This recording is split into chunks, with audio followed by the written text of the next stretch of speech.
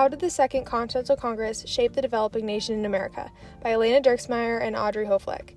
Beginning the lead up to the Second Continental Congress and its impacts, from 1754 to 1763, the 7 Years' War, also known as the French and Indian War, influenced the American Revolution, led to a British Canada, and made England the world's leading empire.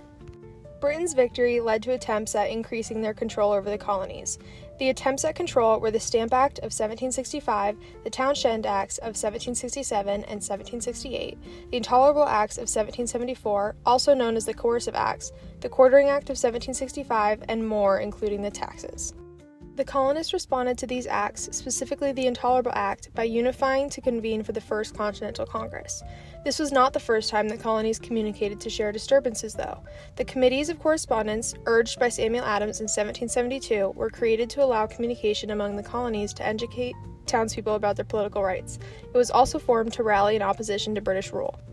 After the committees in March 1770, British soldiers in Boston opened fire on a crowd, killing 5 townspeople. This was the Boston Massacre, and it intensified the anti-British sentiment and became an essential event leading to the Revolution. The convening for the First Continental Congress in late 1774 responded to British aggressiveness. The Congress showed support for Boston by discussing and negotiating a unified approach to the British. The Congress issued the Declaration of Colonial Rights and Grievances, which, although harsh in tone, did not challenge colonial loyalty to the British Crown. After this, the British government tightened its grip on radical Massachusetts and sent thousands of troops to Boston. Local colonial assemblies responded by readying their militias and through use of information networks prepared for the planned seizure by the British in April 1775. The colonists were victorious after outnumbering and outmaneuvering the British. The tensions between Britain and the colonies had finally reached the breaking point.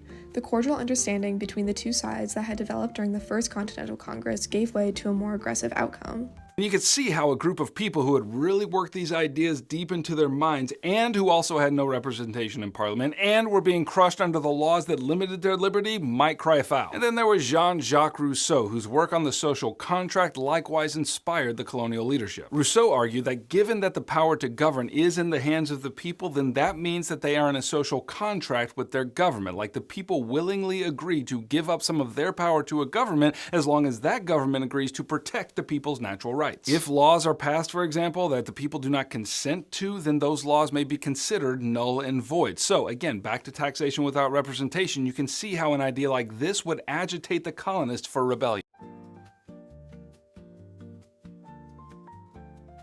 Shortly after the battle with the British, the colonies convened in the summer of 1775 in Philadelphia at the Independence Hall to discuss how to move forward in battle and freedom. This was the Second Continental Congress, and compared to the first, all 13 colonies were represented. The Second Continental Congress accomplished many things that laid the foundation for the group of colonies barreling towards independence. Despite the general anti-war sentiment that was present during this Congress, the establishment of the Continental Army was a large step towards declaring war. George Washington was appointed as Commander-in-Chief, beginning his path as an extremely important American figure. At the Second Continental Congress, ideas of natural rights and the privilege to cast off a corrupt government shaped American ideas of freedom.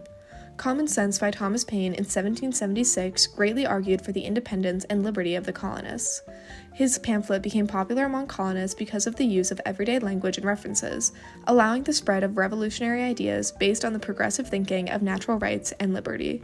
This Congress was also an essential precursor to the modern-day American government. The Second Continental Congress lasted from 1775 until 1781.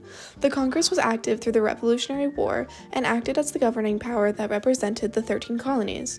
The Second Continental Congress held this position of government until their disbanding in 1781, when the states ratified the Articles of Confederation that had been previously written on November 15, 1777.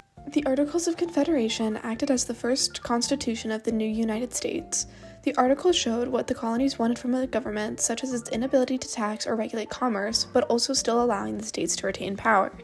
This kind of limited government quickly showed its flaws in financial failure, enacting laws, and lacking government communication. The most important thing to understand about the Articles of Confederation and why we would talk about this is because one of the biggest debates that we have in our history is about the balance of power between the federal government and state governments. When the Articles of Confederation were first created, it was in the middle of the American Revolution, They were created in 1777. And so the question becomes, well, how can we run a government that looks as different from monarchy as possible? Right, so they're trying to run away from the past that they're getting away from in the Revolutionary War. The faults in the Articles of Confederation continue to show through the lacking judicial and executive branches, but it united the separate and independent 13 colonies under a central and unifying authority. The people quickly realized that a weak central government was not the path to liberty in the developing nation. The Articles had to be revised in order to accommodate the previously unnamed American identity. The colonists saw a republican government in nature, but the idea of a strong central government was still daunting to them. In this transition period between the Articles and the coming Constitution, the states were the main authoritative power, showing the colonists the repercussions of unregulated laws and lawmakers. The states all differed in new rights, taxes, and laws. This provoked internal reflections that made the colonies realize the essential right to freedom and liberty remained the most important to them.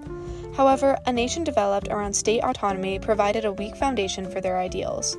This was a problem faced by the colonies that led to the Constitution as its solution. The Constitution struck the balance between state and federal powers and settled tensions within the many differing perspectives. It accomplished this by establishing more federal powers through a system of checks and balances and the addition of the legislative and executive branches to the federal government. The Second Continental Congress and the communication it provided between the colonies allowed the sharing of essential ideas of government to be discussed and built upon. The Constitution was the outcome of those discussions, providing an outline for the new American government. By outlining the differences between state and federal government, the purposes and duties of the government, and the reach and limitations of government power, the issue of government strength began to subside.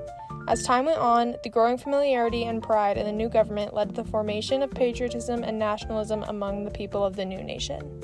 And that is how the Second Continental Congress shaped the development of a new nation.